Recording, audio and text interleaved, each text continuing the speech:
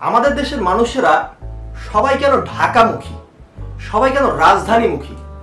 এটা আসলে আমার কাছে খুবই কষ্টকর একটা ব্যাপার মনে হয়। যে একটা দেশের, পৃথিবীতে অন্য কোনো দেশে আমার মনে হয় না যে এমন আছে যে একটা দেশের শুধুমাত্র একটা জেলা শহরকে বা একটা শহরকে কেন্দ্র করেই সারা দেশ গড়ে ওঠে বা সারা দেশ চলে। এটা আমাদের ব্যর্থতা নাকি কার কার ব্যর্থতা, এটা বোঝা উচিত। আমরা কি সাধে আসি? প্রতিদিন অসংখ্য মানুষ ঢাকায় এসে উপস্থিত হয় তাদের জীবিকা সংগ্রহের জন্য, বা নতুন করে জীবন গড়ার জন্য, বা নতুন করে থাকার জন্য, বা নতুন করে পড়াশোনায় যুক্ত হওয়ার জন্য। নতুন করে অনেক মানুষ প্রতিদিন ঢাকায় আসে।